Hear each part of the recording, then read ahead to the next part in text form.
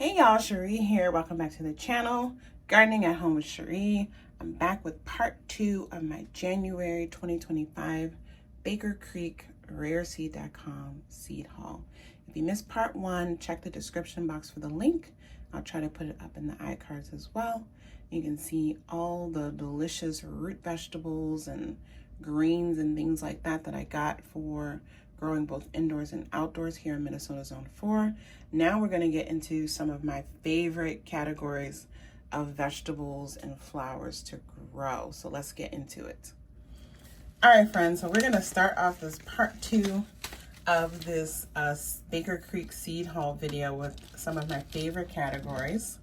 We're going to start with herbs and flowers. Now I have these mixed together because most of the flowers that I grow, they're edible or have some also herbal or medicinal use, part the flowers, the leaves, and so I'm just going to put these together. I got this dwarf lemon cilantro as a refresh. I find that for me in my garden here in Minnesota Zone 4, this is one of the cilantro varieties that's the best for me, and I love the lemony flavor added with the cilantro. It's a dwarf plant, so it's great for me to add around the edges of my grow bags with other things like peppers and tomatoes.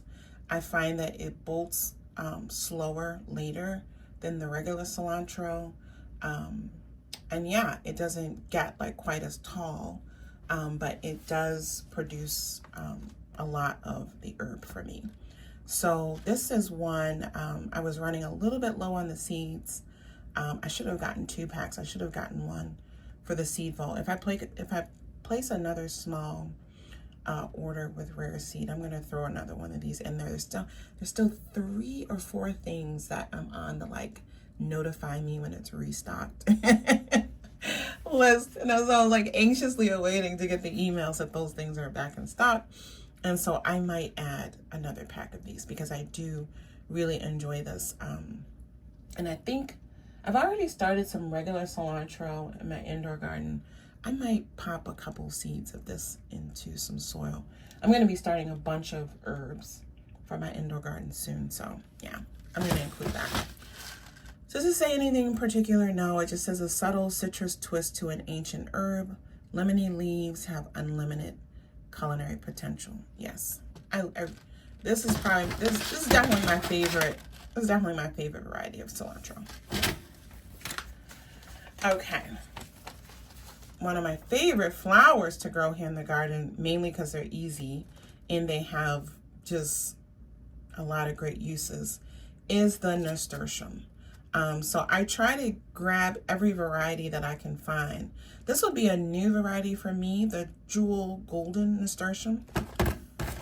And says here 55 to 65 days. Ideal for window boxes, pots, bedding, borders, delicious edible flowers. Yes. So I use nasturtium in the borders of most of my raised beds in the garden. I put them in grow bags. I put them in pots. I might put some of these now that I'm reading this because I do have some window box planters on my front balcony. And I never thought about putting the nasturtium in there. So I'm going to put the nasturtium in there. Yes, I will. This is the bloody orange nasturtium. You can see the colors that I like for flowers in my garden. This one says 70 to 85 days. Perfectly compact, non-trailing nasturtium. Oh, interesting. To add sizzle to your pots, window boxes. Okay, because some of the nasturtium varieties that I have, they grow and trail, and they end up growing like down the sides of my tall raised beds into the mulch. And I just keep cutting them back throughout the season, harvesting flowers, using them, different ways. So yeah, that's interesting. This is one of my favorites because it's red and it does grow really well for me. That red blossom with those variegated leaves are so gorgeous.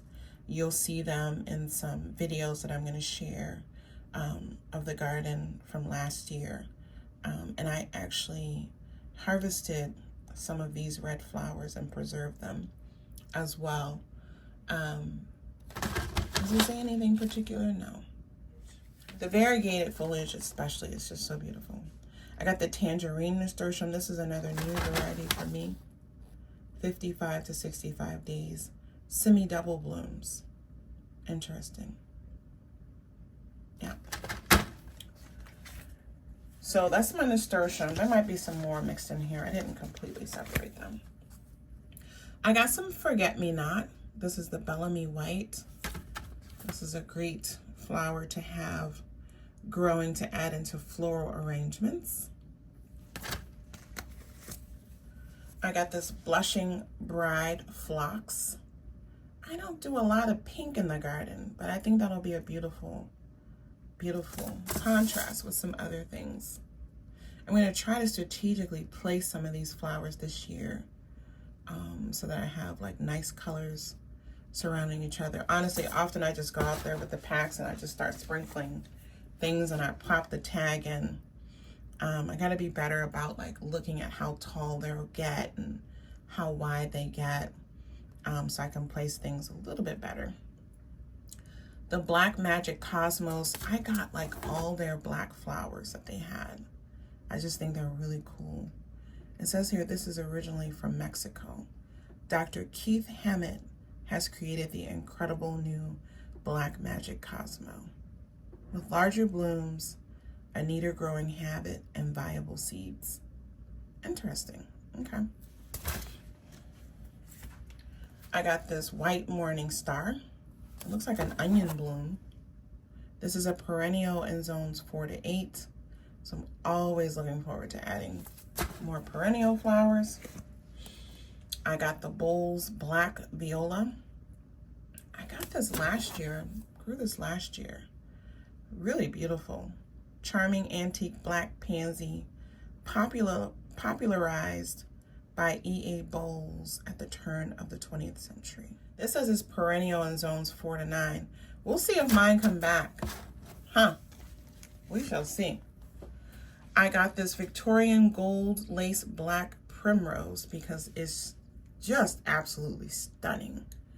I'm gonna try to add more flowers that are hopefully perennial like this one and that viola into my rocky landscape garden area.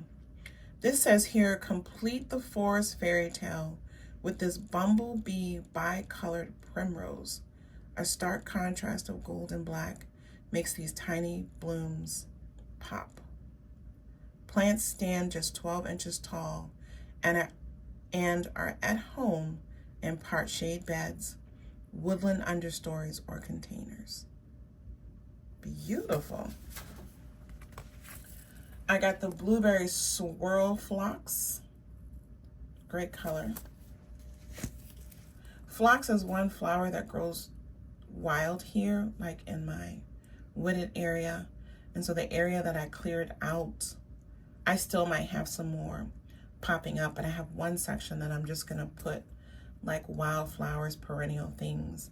So I'm just gonna be sprinkling these seeds and then we'll see, you know, what survives and what grows in those areas. Here I have the Chica Flame Marigold. This is a new variety for me. I love growing marigolds, they're so easy. It's one of the few flowers that some varieties do seed here quite early, and so I can collect and save seeds. I'm gonna try and grow some of those out to see if they are viable or not, but I like to make sure I have them. You don't need to buy marigolds at the store. It's so easy to grow them from seed. These are 50 to 60 days. This little Hero Fire did amazingly well in my hillside garden last year. Maybe I'll try to put some footage at the end of this video to share. I did save some seed heads, but I don't know. I'm gonna sow them, but I wanted to make sure that I had some. These packets only have 25 seeds in them, so I wanted to make sure I have them. They were early and they bloomed all season long. 45 to 55 days. They're really petite, so they're great for pots and for like little corners in the raised beds. That's where I put them. I got this Rosea Baby's Breath, again, mostly to try to grow to add to flower arrangements from cutting flowers from the garden. I got this beautiful looking dwarf sunflowers, dwarf Paquito, Colorado, yellow and red sunflower. I think that is just a stunner. And then it says here 60 days, and so that was the other thing, not a long grow time. And it's dwarf, and it's branching. So we'll see how that does. I've had some luck with those dwarf branching sunflowers, and so grab that variety.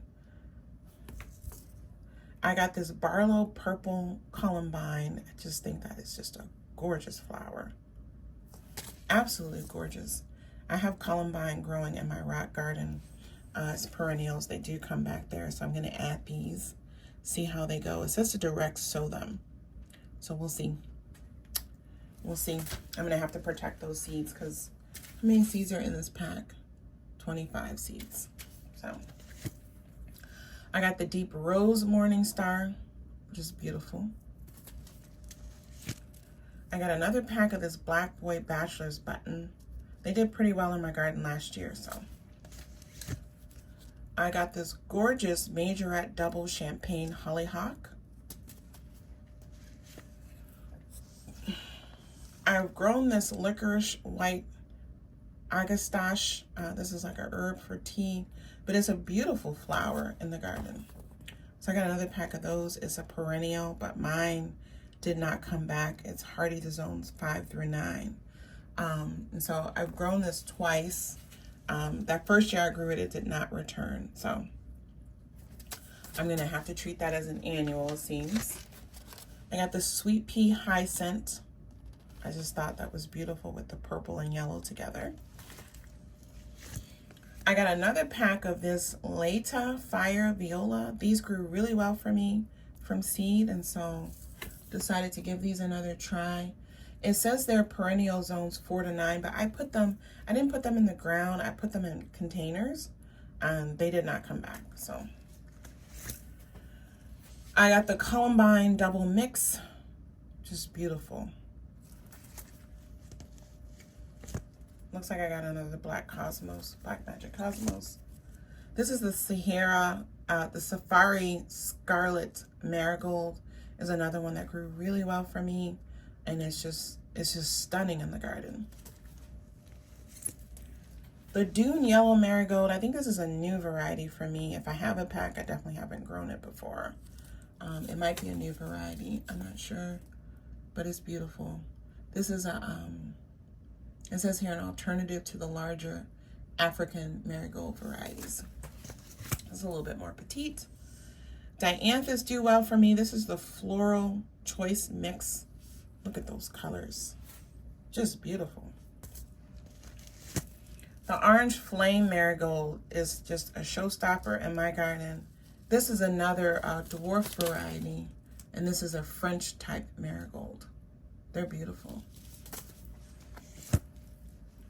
Coreopsis, this is the Incredible Seashells Mix.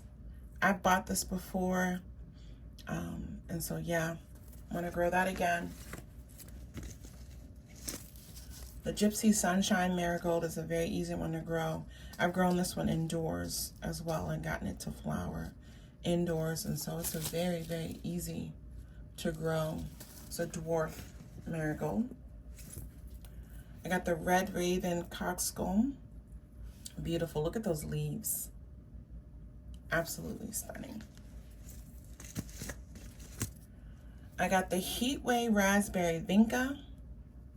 We'll see what I do with that. It's a tropical perennial. It's obviously not perennial here for me in zone 4, but this is a plant. Whenever I got like those little tropical planters at the big box stores, when you see those, at least here for me, they always have this Vinca in there. And so I'm gonna see if I can grow that myself in some of my pots. I got this Nicotina Purple Perfume. Now this one here, you have to be careful. I'm pretty sure. Yeah, This is a poisonous plant. And I remembered when I opened it, I saw it, it was like, I think I just forgot. I try not to grow poisonous things here in the garden for pets and people and the like. So I don't know if I'm gonna grow this. I mean, I kind of want to. I have to think about this. It's beautiful. This one here is the Carmen Pink Baby's Breath, again, for cutting, putting in flower arrangements. I got the Black Adder Dianthus. I just think the black flowers are cool and different. So I got that. This is just a refresh of my common mullein. This is going into the seed vault. And then I got some other mullein varieties. I got these last year, a bunch of different varieties, and I started them indoors. They grew really, really well. They're outside. I'm gonna have to wait to see if they come back or not as perennials here for me in zone 4. So I just got some extra packs just in case, because I do want to keep these growing and see if I can have these as a part of my wildflower herb garden. So here it says they're perennial to zone 5 to 8. So we'll see. Yeah. So this was the Southern Charm variety. And then I got the Antique Rose variety again. Again, this one claimed perennial to zone. This one claims it's perennial to zone 4. So we'll see if mine came back. And then I got the Wild Purple. It's beautiful. And this one, again, says it's perennial zone 4 to 8. So we'll see if it came back. The common mullein always comes back. It grows wild here. But I had a lot of wild stuff there, and I had to get it out for my border garden. And now I want to place my own plants throughout there, basically. Here I have the Black Prince Snapdragons. I have a lot of Snapdragon seeds that I got from Johnny's Seeds, and I grew them my first and second garden season. So 2020, 2021 gardens, I started them, got them germinated. They didn't all survive the transplanting. And then the last couple seasons, I just didn't grow them. But I'm gonna try to grow out a lot more of my flower seeds since I wanna put them to use, and I have the border garden set now. And so this one here says tender perennial, beautiful dark leaves. Snapdragons are definitely not perennial for me here. Here we have the short stuff sunflower. Super cute. I'm gonna try with these sunflowers outside the garden, my fenced in vegetable garden area. I don't know how they survive with the silly squirrels and chipmunks. We'll see, but I'm gonna give it a whirl. These only get 2.5 feet tall. Great for a kid's garden. So yeah, I think those are really adorable. Then this is a new plant for me, the Popolo. So this is the butterfly form Popolo. And it says here, Popolo is an intensely flavored herb native to Mexico and Central and South America. I hope I pronounced that correctly. Some compare it to cilantro, but with a sharper, more complex flavor. And unlike cilantro, it thrives in heat. The beautiful foliage also repels pests. And so this is going to be interesting new herb for me to grow. And it looks like it's going to be pretty in the garden. And then I got the narrow-leaved variety. And I think this, I have some seed packs from another company, I think. This one here, Popolo, is a heat-tolerant, intensely flavored herb, again, similar to Mexico. It's basically the same thing. It says it's used mostly as a flavoring for soup or stews or chopped raw for a condiment. So I'm excited to give that a try. And then the last flower, I just thought these were stunning. I finally got my timing right with poppies this past garden season. And, well, almost right. I gotta back it out a couple more weeks so that my blooms can last longer. But boy, oh boy, I think this is just a stunner. This is called a pizzicato mix. Look at that flower.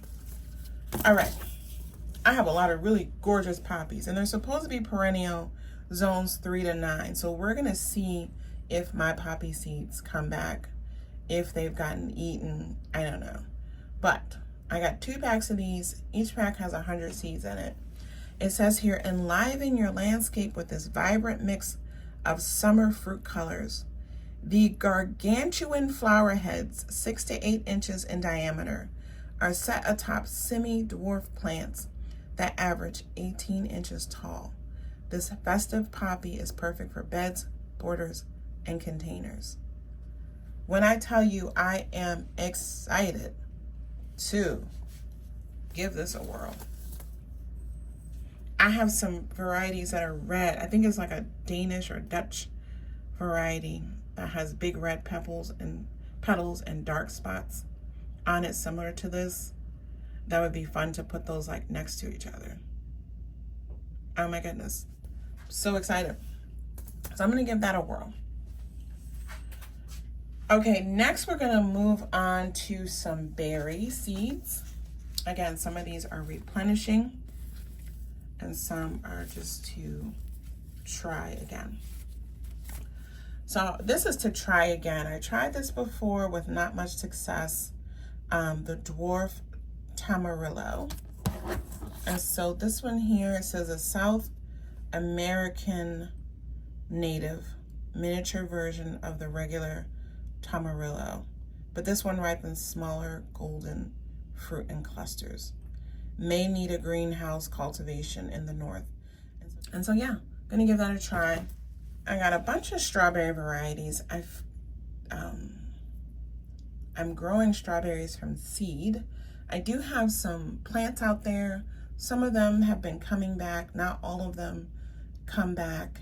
And so it gets expensive, you know, buying them every year for most of them to not come back. And I'd say about half have come back for the amount of fruit that I get off of it. So I'm just gonna sow a bunch of seeds and see, you know, one seed pack is like the cost of a plant here.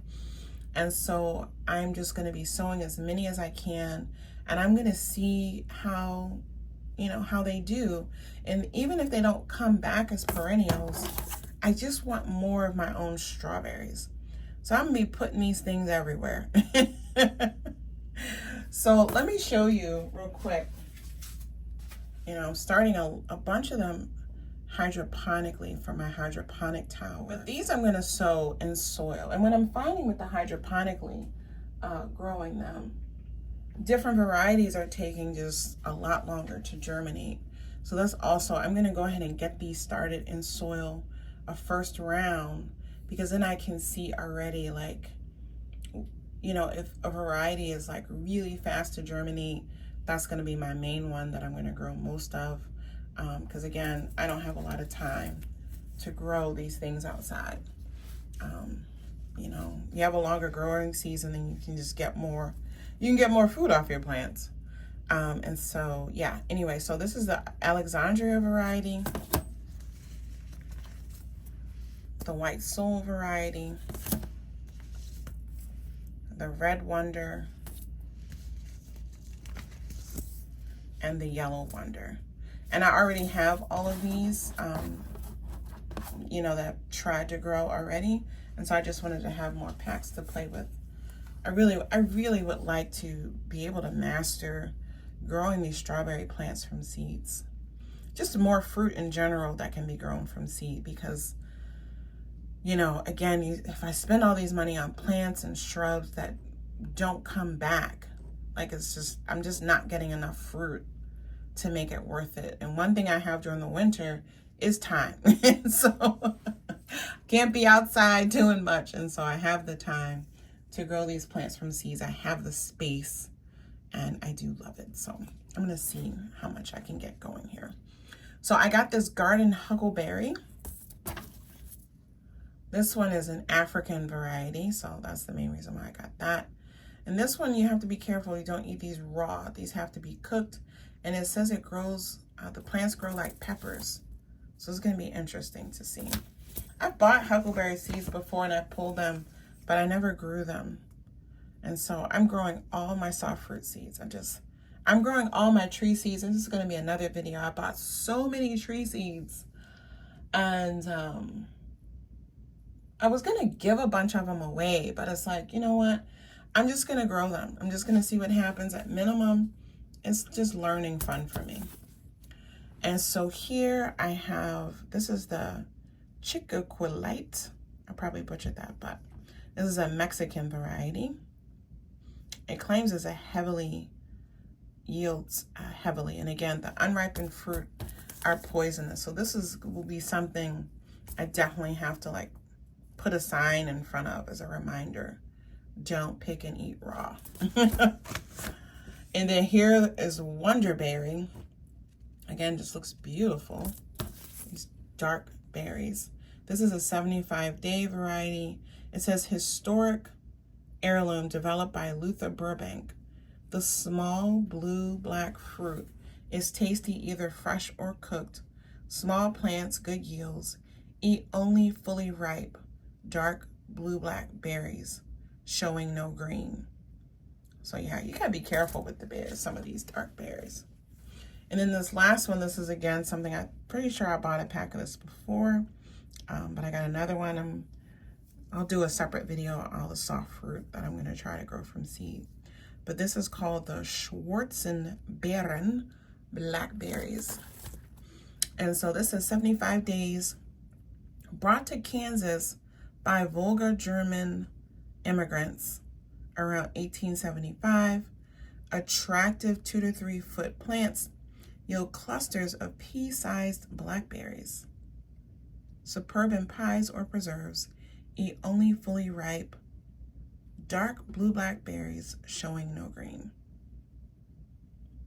It says here, unripe berries may be poisonous to eat.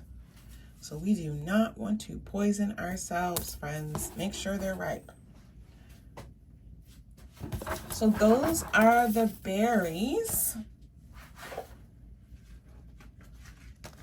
Next up, we're gonna go over some melons. So I have 2 varieties. Let's see, got 2 varieties of jelly melon.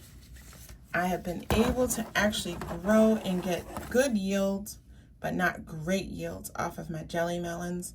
So I'm gonna be trying for great yields this year. But my husband and I think I filmed it. I don't know if I ever shared it. We did a taste test video on the ones that I grew, and they were absolutely unique and fun to eat. Definitely these particular ones, it was almost like eating like a pudding, like a jello, and the flavor was like a mixture of like cucumber and banana. Like it was very different. But we like these, and just the health benefits alone, they're just worth it for me to grow. And I don't know, I just like having something fun and different growing in the garden. So, okay, this is the Kiwano jelly melon. This is an unusual looking fruit with spiny horns that hails from Africa. Green yellow skin ripens to orange. An electrifying sweet sour fruity pulp resembles green jello, adaptable to a wide growing range and extremely prolific. Yeah, I like this. Yeah. I look back at when it did the best, and I'm gonna plant them in exactly that spot. See, sometimes what happens is, right, I remember that I want to grow it, but I'm not looking back to see where I grew it, and so then I put it in a totally different part of the garden, and I got one fruit versus when it was on the other side of the garden, I got like 10. So, you know, I got to put things back in the right position. So I'm looking back and studying my videos. I record a lot and then don't have time to edit and share. But I'm glad I have those videos to look back for my own reference. And so this one here, this is the Kawano Rund. So a slightly different variety, also from Africa. Yeah. And so you can see it looks a little different than the other one. And I have some other, I feel like I have a couple other varieties of that. And then I got this Hayogan melon. Hayogan, I don't know. I gotta see how you pronounce that. This one is a flavorful green flesh, good yields, a fragrant, nearly round, 3 to 4 pound fruit, a beautiful melon, 75 to 80 days. So yeah, been trying to find melons that are smaller, that will grow faster. But I also, like I said, have my greenhouse now. And then this is the banana melon, different than the pink banana melon. The pink banana melon is a squash. The banana melon, pretty sure is an actual melon. Yeah.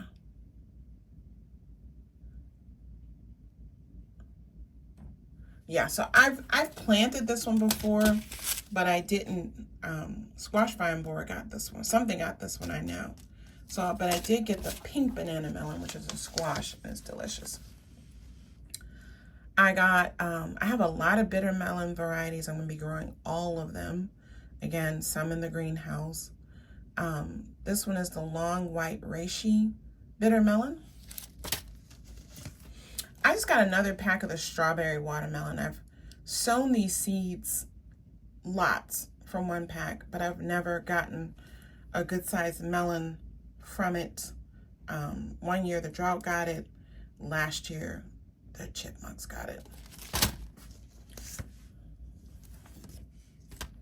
And then the final one is this Japanese tiger melon. So I'm looking forward to growing that.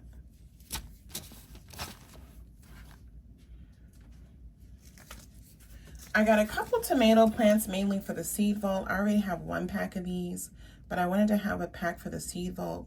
This was I looked back and saw this was a very, very productive plant for me and delicious.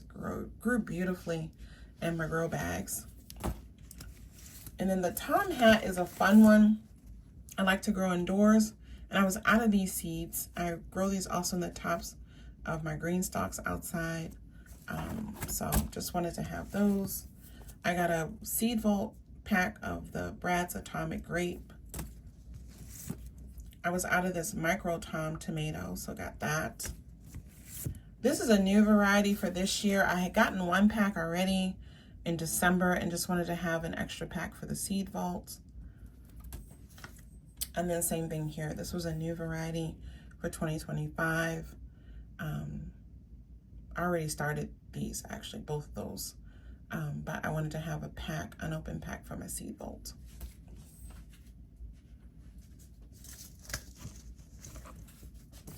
I got 2 eggplants.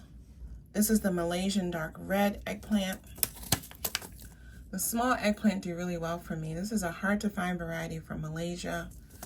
Tender and delicious. Violet color fruit is long and slender. Perfect for frying. And then this variety here is called the Jewel Marble. And this one says, get big eggplant yield from a small space. This compact dwarf variety was bred especially for container growing.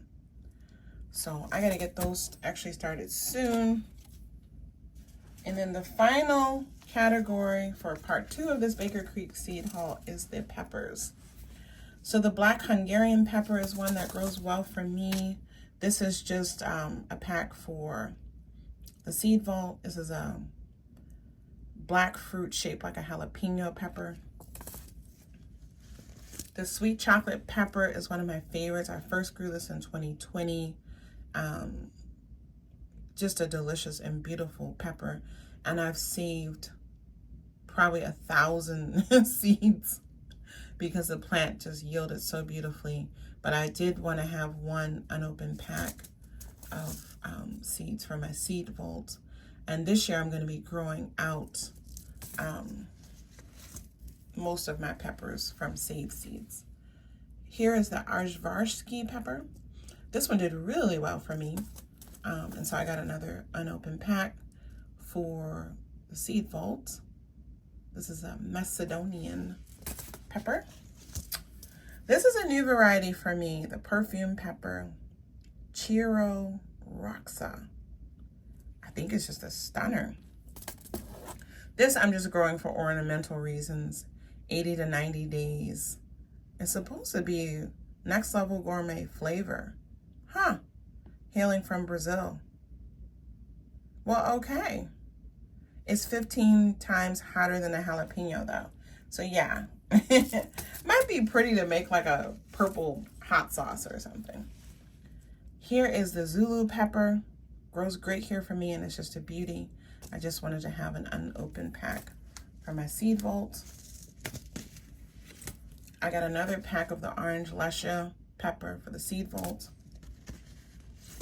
Another pack of Aleppo pepper for the seed vault.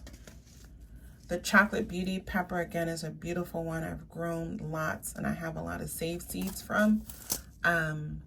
So this is gonna go in the seed vault. This is an early bell pepper. It's actually, you know, it's funny because I don't have a lot of big bell peppers that I can get to ripen to like red and orange and yellow. But the dark bell pepper, this dark bell pepper and the Zulu, they ripen fully for me. So I like those. And then here is the Ojinma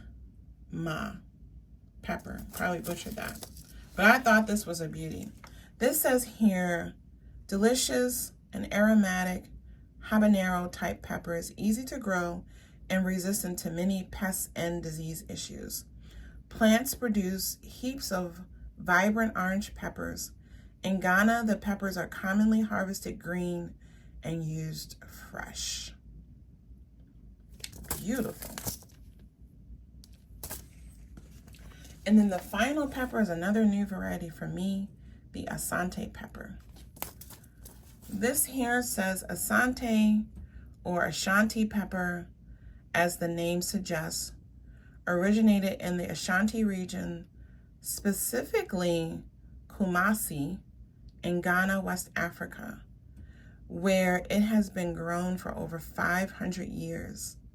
Ashanti is a key ingredient in shito, a renowned Ghanaian condiment that adds kick to any dish. Yeah, I think I'm gonna have to get a couple more packs of those seeds for my seed vault. I love collecting all the African seeds. So this is just, I don't know why I only got one pack of those. So I'm gonna go add these to my cart. I'm probably gonna add another pack of these to my cart and have them ready for when I get my notification of the other seeds that I'm waiting for, and we will place that order. Yeah, I am thrilled. All right, friends, so that's gonna wrap it up today. I'm gonna get these sown first. I think one of my next videos will be on starting my soft fruit from seed. Look out for that. Again, if you missed part 1 of this video, I will have it linked in the description box. And I'll see you guys back here on the gardening channel soon. If you're looking for other content from me, you can check out my cooking channel, Cooking at Home with Sheree. Take good care. Bye.